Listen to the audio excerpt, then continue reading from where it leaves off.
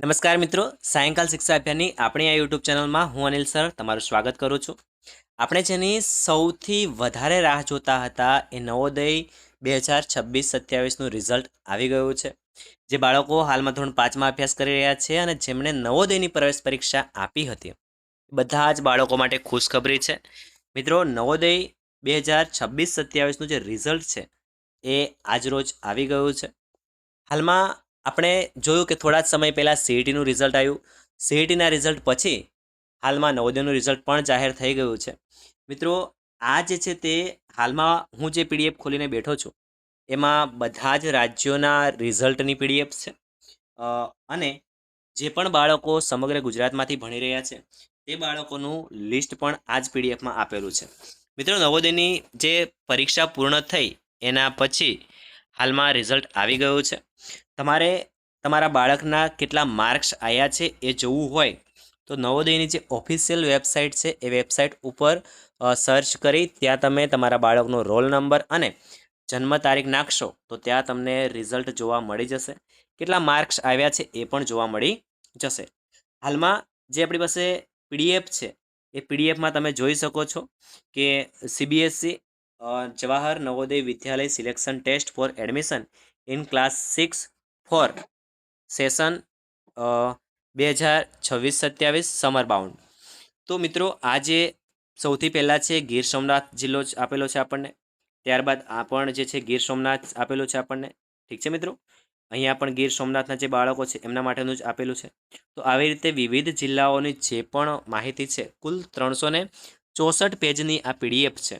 તો આ જે પીડીએફ છે એમાં જો તમે તમારા બાળકનું નામ સર્ચ કરશો તો તમને તમારા બાળકનું રિઝલ્ટ મળી જશે. એ સિલેક્શન થયું છે કે નહીં એ પણ તમને ખબર પડી જશે. ઘણા સમયથી આપણે જોતા હતા કે ઘણા બધા યુટ્યુબમાં અલગ અલગ વિડીયોઝ નવોદયનું રિઝલ્ટ જાહેર થઈ ગયું છે, ક્યારે રિઝલ્ટ જાહેર થઈ જશે અથવા તો કઈ તારીખે આવવાનું છે, એના ઘણા બધા વિડીયોઝ આવતા હતા. પરંતુ હાલમાં ફાઇનલી નવોદયનું રિઝલ્ટ આવી ગયું છે. ત્યારે આ જે પેજ છે એમાં તમે જોઈ શકો છો, આ ખેડા જિલ્લાનું લિસ્ટ છે. એવી જ રીતે આપણે નીચે જઈએ તો બીજું પણ ખેડા જિલ્લાનું છે. ત્યારબાદ ખેડા જિલ્લો છે, ખેડા જિલ્લો છે અને ખેડા જિલ્લો છે. પછી ભરૂચ જિલ્લો છે અને એનું મેરિટ લિસ્ટ અહીંયા જાહેર કર્યું છે.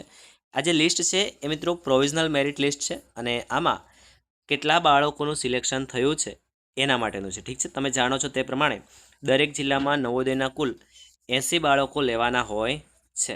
ઠીક છે, તો આ જે છે તે એમાં પણ આપણને અહીંયા જે પણ બાળકોનું લિસ્ટ આપેલું છે એ તમે જોઈ શકો છો. જો ભરૂચના કુલ 70 અને અહીંયા તમે નીચે જોશો તો ભરૂચના કુલ 80 બાળકો જે છે તે એમનું લિસ્ટ આપણને અહીંયા જોવા મળે છે. આવી રીતે દરેક જિલ્લામાંથી 80 બાળકો લેવાના હોય છે. ઘણાને એમ થાય કે સર આ બધા જ 80 બાળકોને આટલાને જ મળશે, શું બીજા જે બાળકો છે જેમના કદાચ ઓછા માર્ક્સ છે શું એમને ના મળે? તો આપ સૌને જણાવી દઉં કે મિત્રો, જ્યારે આ જે બાળકોનું લિસ્ટ આવ્યું છે એ બાળકોમાંથી અમુક બાળકો જે છે તે કદાચ એડમિશન ના પણ લે તો એની જગ્યા જે ખાલી પડે છે એની જગ્યાને ભરવા માટે ફરીથી બીજો રાઉન્ડ બહાર પડી શકે છે, અથવા તો સામેથી ફોન આવી શકે છે કે આ જગ્યા ખાલી છે તો આ જગ્યાની ભરતી માટે તમારા બાળકનું નામ સિલેક્ટ થયું છે, તો તમે રૂબરૂ અથવા ડોક્યુમેન્ટ લઈ અને શાળા પર મુલાકાત લઈ અને તમારા બાળકનું નામ આવી શકે છે. આ તાપી જિલ્લાનો છે તો તમે જોઈ શકો છો, તાપી જિલ્લાના કુલ 80 બાળકોનું લિસ્ટ છે. અહીંયા કચ્છ જિલ્લો છે. આવી રીતે 364 પેજની પીડીએફ છે અને તમારે શું કરવાનું છે આ પીડીએફમાં? તો આ પીડીએફમાં ઉપર જે સર્ચ ઓપ્શન હોય છે એ સર્ચ ઓપ્શન પર જઈને તમે સર્ચ કરશો તમારા બાળકનું નામ, એટલે તમને તમારા બાળકનું નામ આ પ્રોવિઝનલ મેરિટ લિસ્ટમાં છે કે નહીં એ તમને ખબર પડી જશે. બીજું કે આમાં જઈને તમે ખાલી રોલ નંબર સર્ચ કરશો તો પણ તમને ખબર પડી જશે. જો તમે નામ સર્ચ કરશો તો પણ ખબર પડી જશે. ઠીક છે મિત્રો, જન્મ તારીખના આધારે પણ અહીંયા ઓપ્શન આપ્યો છે આપણને, જન્મ તારીખના આધારે પણ આમાં જોઈ શકાય છે.